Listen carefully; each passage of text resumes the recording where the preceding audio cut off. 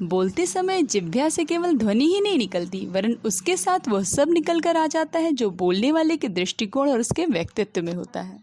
हम जब भी कुछ बोलते हैं तो इसका महत्व इस बात पर निर्भर होता है कि हमने वो बात किस ढंग से कही है। बोलना सभी को अच्छा लगता है, पर कब, कहाँ, क्या, कैसे और कितना बोलना है, इसका हुनर बहुत कम ही लोगों को आता है।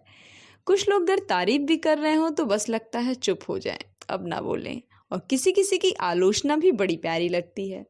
देखिए, भाव तो सबके मन में आते हैं। कोई अपने भावों को शब्दों में बहुत खूबसूरती से पिरोते हुए अपने को अभिव्यक्त कर लेता है, और कोई अपने भावों को भाले के रूप में अभिव्यक्त करते हुए दूसरे को कर देता है छलनी। मान लीजिए दो लोगों के मन में किसी चीज़ को लेकर सेम भाव आए।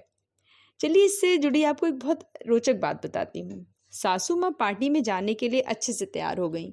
उन्होंने अपनी बड़ी बहू से पूछा, बहू मैं कैसी लग रही हूँ, ठीक से तैयार हुई हूँ या नहीं। बहू ने कहा, ये क्या पहन लिया आपने, इस उम्र में आप पर लाल रंग और इतना स्ट्रॉन्ग मेकअप बिल्कुल भी नहीं अच्छा लग रहा है। सासू माँ को बड़ा गुस्सा आया और उन्होंने बड़ी बहू को झिड़कते हुए बोला, जा तू रोटी पका। कहा, मैं भी तुझसे पूछने चली आई, जिसमें पार्टी में तैयार होके जाने का कोई सेंस ही नहीं। सासू माँ से रहा ना गया। उन्होंने अपने आप को आईने में निहारा और छोटी बहू के पास गई और पूछा, मैं कैसी लग रही हूँ। छोटी बहू बातों को घुमा फिरा के करने में बहुत उस्ताद थी। भावों को सुंदर शब्दों में पिरोने में को महारत हासिल थी। उसने सासू माँ की तारीफ करते हुए बोला, माँ बहुत ही अच्छे लग रहे हो, इस उम्र में भी आप 30 के लग रहे हो। सासू माँ फूली ना समाई। अब बारी थी मेन मुद्दे पर आने की। पर माँ, आपकी कबर्ड में जो वो ब्लू साड़ी है ना, अगर आप वो पहन लो तो पार्टी में किसी की भी नज़र आपसे नहीं हटने वाली। और ब्लू साड़ी के साथ जो लाइट मेकअप अच्छा लगता है वो मैं कर दूंगी। सासू माँ खुशी खुशी झट से मान गई। तो देखा दोस्तों, दोनों के मन में भाव तो एक थे, पर कहने की अदा में ज़मीन आसमान का अंतर था। चलिए, भगवान राम जी से जुड़ा एक बहुत ही अच्छा प्रसंग आपको सुनाती हूँ। गंभीर से गंभीर बातों को बताने से होने वाले भयंकर परिणाम से अगर बचना है तो हमें श्री राम का वो प्रसंग जरूर सुनना चाहिए, जिन्होंने अपने 14 वर्षों के वनवास को अपनी माता को ऐसे बताया मानो वह 14 दिन के हैं।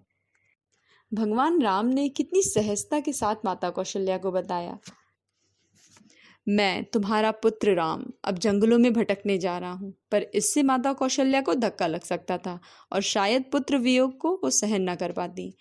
लेकिन श्री राम ने बहुत ही सहजता से, विनम्रता से माता कौशल्या को वन में जाने की बात बताई। बरस 4 10 कानन राजू, माँ मुझे पहले 4 और 10 वर्षों के लिए जंगल का राजा बनाया गया है। मैं अपने राज्य में जा रहा हूँ। अभी ये दिन गए और मैं फिर आपकी सेवा में उपस्थित होता हूँ। तब तक आप अपना और पिताजी का ध्यान रखिएगा। कहने का ढंग कितना सुंदर। कौशल्या माता अपने पुत्र राम को निहारती ही रह गईं कि उनका पुत्र 14 वर्षों के वनवास के विष को कैसे अमृत समझ के पी गया। तो आज से ही अभिव्यक्त करने की अदा सीखना शुरू कर दीजिए। बातचीत तो सभी करते हैं, लेकिन हर बोलने वाला व्यक्ति बोलने की कला में माहिर नहीं हो सकता। हम ये कह सकते हैं कि हम पढ़े लिखे नहीं हैं, लेकिन पढ़ा लिखा होना अलग बात है और बातचीत की कला में माहिर होना अलग बात है।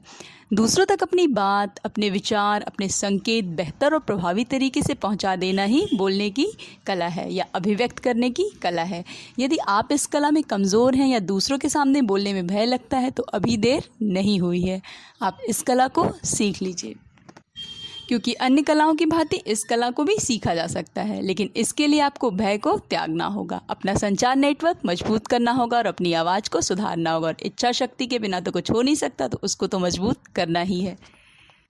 समर्थ गुरु रामदास का कहना था कि संसार भर में हमारे मित्र मौजूद हैं, लेकिन उन्हें प्राप्त करने की कुंजी जीव के कपाट में बंद है। इसलिए इस कपाट को खोलो और अपने ढेर सारे मित्र बना लो।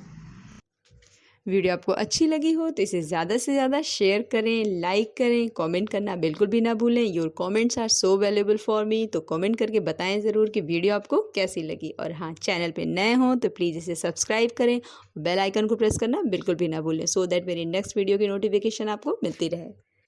मिलते हैं फिर एक अच्छी सोच के साथ मेरी नेक्स्ट वीडियो में। Till then bye bye, take care and thanks for watching.